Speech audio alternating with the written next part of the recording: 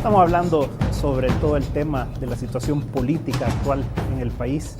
Tenemos a la diputada Jacqueline Rivera que nos acompaña, a Jorge Velado y a Jorge Villacorta, que los tres estamos conversando sobre un tema que es fundamental. Estábamos hablando del 743 como para enmarcar esto, pero la diputada Rivera decía, es que, ¿y por qué no discutimos el tema de si queremos ir a una democracia participativa, por ejemplo, ¿verdad? Y después hablábamos aquí en medio que tal vez lo que se necesita es un nuevo set de acuerdos nacionales, ¿verdad? O sea, tuvimos unos acuerdos de paz que fueron como un marco general, pero necesitamos una segunda generación de grandes acuerdos nacionales para el país. ¿Será así? Pero en ese marco, yo lo que estoy convencido es que necesitamos una reforma política. Eso pasa por reformar la Constitución, obviamente. Pero yo creo que la ciudadanía lo que quiere es sentir que los intereses de los ciudadanos realmente son representados por los políticos electos, y ahí es donde creo que está el problema. Cada vez más la ciudadanía siente una separación entre los intereses, las decisiones, las acciones, las conductas de lo que hemos dado en llamar clase política o cúpulas de los partidos y los intereses nacionales. Claro, hay partidos que los representan más y partidos que los representan menos, no hay ninguna duda. El FMLN tiene mecanismos para con su base de mayor relación, de dar cuentas, etcétera, que otros. Eso es evidente, sí, pero el problema es que no es solo a su base, sino que tiene que ser exactamente la ciudadanía. Para mí el punto está en hacer aquellos cambios que permitan que la democracia representativa sea más eficiente, más eficaz en este tema representativo. Miren, no podemos seguir con un tribunal electoral, supremo electoral, que no es ni tribunal, ni es supremo. Eso no puede estar en manos de los partidos políticos, por Dios.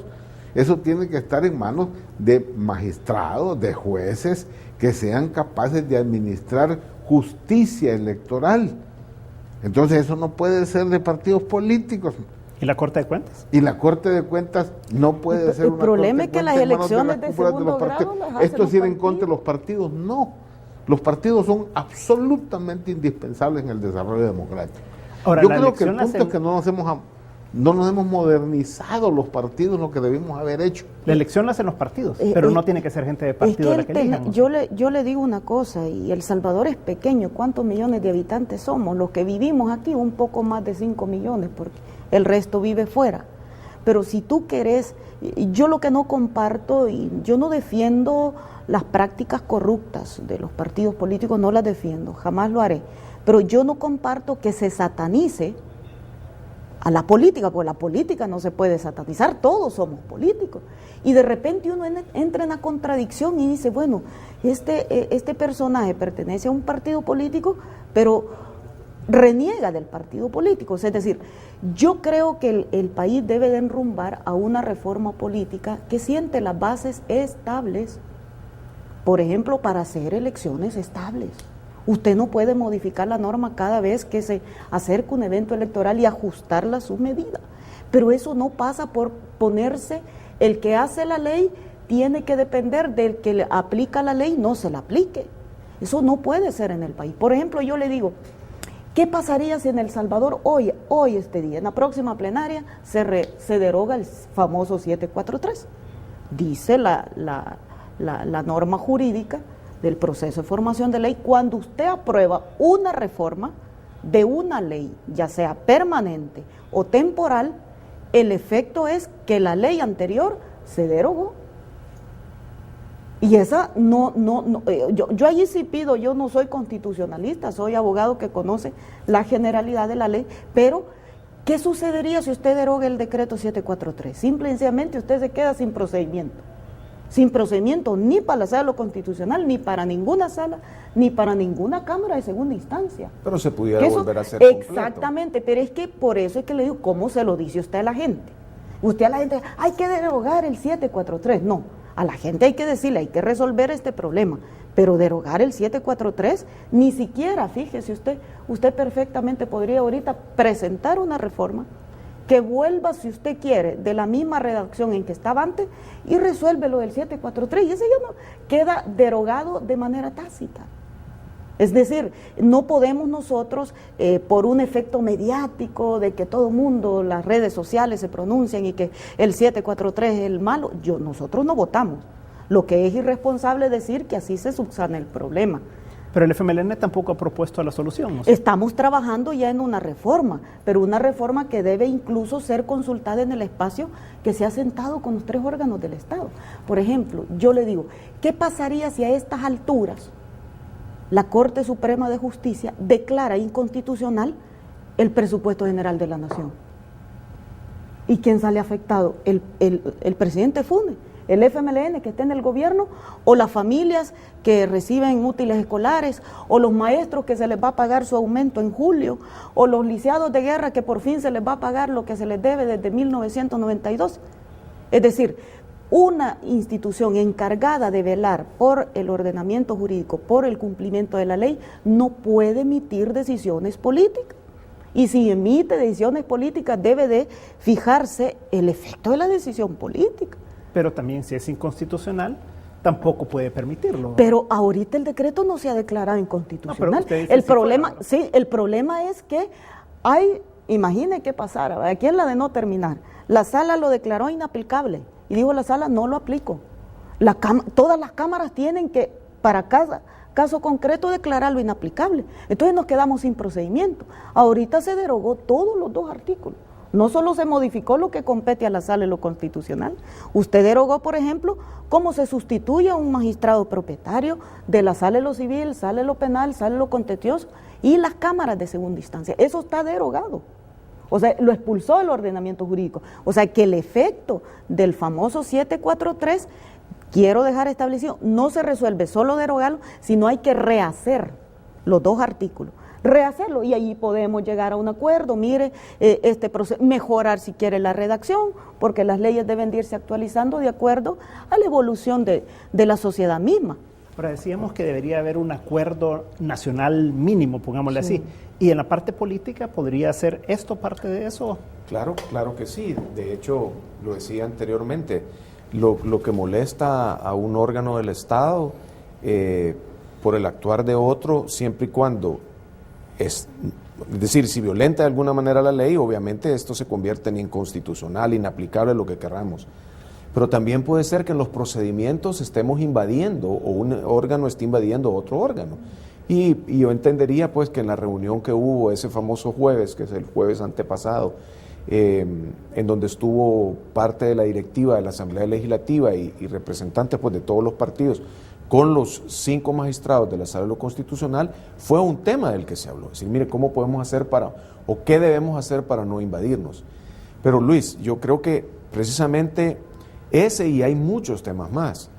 Yo quisiera realmente poder ver para adelante, porque lo que ya pasó, llamémosle el 743 o como le dicen en un show de la radio en la mañana, el 747, cualquiera, eso ya pasó, ok, vamos a ver cómo arreglamos la plana si queremos, pero no va a ser atacándonos los unos a los otros, no va a ser llegando al nivel pues casi que de insulto y mucho menos del presidente de la República, pues cuando hace unas declaraciones en las cuales ataca directamente a partidos políticos, cuando dice cuestiones como las declaraciones que entiendo que dio hoy en la mañana porque las vi en un periódico electrónico, en donde sigue con este tema, y yo creo que nos debemos de quitar eso ya. Es decir, El Salvador vale la pena, El Salvador merece más que políticos nos empecemos a gritar y a sacar pues los trapos sucios al sol. No, nosotros debemos de tomar acuerdos. Que vamos a tener diferencias, las vamos a seguir teniendo, pero siempre y cuando nos respetemos y busquemos la manera de beneficiar al pueblo salvadoreño, de hacer política de altura, de que este país se convierta en un ejemplo de la forma en que se maneja la política, de las resoluciones que tomamos. Recién electo el presidente Funes, Fusades trajo a 3 congresistas chilenos, creo que yo te vi ese día en esa conversación, y ellos de diferentes partidos políticos, y ahí ellos explicaban cómo en el Congreso o en el Senado en Chile, creo que era algo así como el 80% de los decretos se tomaban por unanimidad. Eso quiere decir que previo a llevar a la discusión al Pleno había habido tal nivel de estudio y tal nivel de consenso que se daban cuenta los partidos políticos que sí era necesario, urgente, positivo, bueno para la nación, y por lo tanto lo impulsaban. Pero aquí todavía seguimos pensando que yo, partido político, me voy a llevar el crédito de esto si soy el primero que lo meto. O yo, partido político, me voy a llevar el crédito si ataco al otro. Eso creo que lo debemos de superar. Lo que pasa es que en Chile, por ejemplo, hay acuerdos básicos y mínimos, ¿verdad? De cosas en las que no se va a atacar por ideología uno u otro, ¿verdad? Y eso es lo que te permite funcionar con un gobierno socialista, un gobierno liberal o un gobierno demócrata cristiano, pues, ¿verdad? Como ha sido en Chile desde el tiempo de Pinochet para acá. Eso es lo que no hay en el país, ¿verdad? Sí, Ahora, pero el país necesita reformas sustanciales que tienen que ver con el tema constitucional. Mira, ¿cómo es posible que sigamos con estos problemas en la cosa muy simple, el aparato del Estado en cuanto a ser eficiente en su ejecución de los proyectos, de la inversión pública? Pero ¿y cómo vas a resolver eso con la ley LACAP? No, hombre, si el problema no está ahí, el cuello es la Fiscalía. Sí. Si es que todos los contratos del Estado tienen que ir a la firma de la Fiscalía. Sí. ¿Qué diablos tiene que estar haciendo la Fiscalía? Contrato, ese es del pasado. Pero ¿por qué cambiar la Constitución, ingeniero? Porque ese es un problema constitucional. Claro. En la Constitución está que debe de firmar el fiscal. Sí. Entonces de nada sirve que usted tenga ni una Pero Contraloría. dice los Estados Unidos, ¿cuántos años tiene de tener su Constitución? El problema es que nuestra Constitución es detallista. Y en esos detallitos le han metido como esto. ¿Por qué? Porque en el pasado, hace 100 años, pues era interesante que el fiscal controlara los intereses del Estado. Pero a estas alturas de la vida, por Dios, usted que es administrador de empresas, ¿cómo se imagina que va a funcionar el Estado si todos los contratos tienen que ir donde el fiscal? El fiscal que tiene la responsabilidad de control del crimen, de atacar el crimen. Bueno, y después de la reforma que vienen y hacen de la LACAP, que ahora tiene otra serie de problemas. Pero dejemos esto para otro programa. Pero dejemos para el siguiente bloque. Yo creo que lo importante aquí, y sigamos explorando esta parte de los consensos, ¿verdad? Porque si no tenemos algo mínimo en lo que nos podemos poner de acuerdo, es muy difícil que este país vaya a progresar, ¿verdad? Así que no nos cambie, que en un momento estamos de regreso con 361 grados y esta interesante conversación.